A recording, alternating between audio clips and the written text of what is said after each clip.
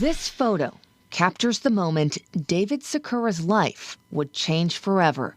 At 6 years old, with his brothers, ages 3 and 1, their train had just arrived in Idaho at the prison camp where they would live for nearly 2 years. Even now, there are times when tears come to my eyes when I think about what happened to us. Ripped from their home in Washington state, forced to give up their belongings, even the family dog, and eventually report to Minidoka, one of 10 internment camps across the United States, where more than 120,000 Japanese Americans like David were incarcerated simply because of their heritage. There were no charges leveled against us. We didn't know what we did wrong. There was no court hearing. There was no outcry.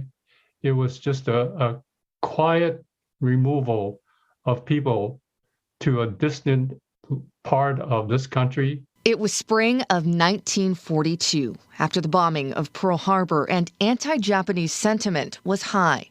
80 years later, Minidoka, now a National Historic Site, and David, who now lives in Thornton, still haunted by the memory. We had a comfortable life, and suddenly we were thrust into a fairgrounds, living in horse stalls, and among 6,000 other detainees in this temporary camp. Camp Harmony was David's first stop, a temporary camp on fairgrounds near his home. He vividly remembers being fingerprinted. What type of government is that? Is this that fingerprints 6-year-old American citizens? I'm a third generation born in this country. And what right did they have to fingerprint me? 4 months later, his family of 5 sent to the permanent camp, Minidoka, and assigned a single room. It was Block 15, Barrack 8, Room E, 158E. Its location committed to memory because, as a boy who'd already lost so much, he was afraid of getting lost too. I still have this sense of anxiety, even now as an 86 years old, of getting lost and not finding my way home. Eventually, a call came out for the camp's incarcerees to join the U.S. Army.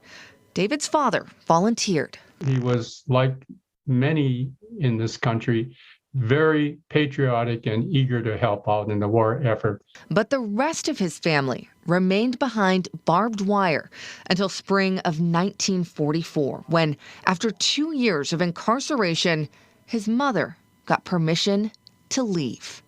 Ever since, David has worked to keep his story alive. A family, a group of individuals, an ethnic group that has been traumatized, needs to be heard. But more importantly, I think the concern I have is how fragile democracy is. Monica Hernandez, WMUR News 9.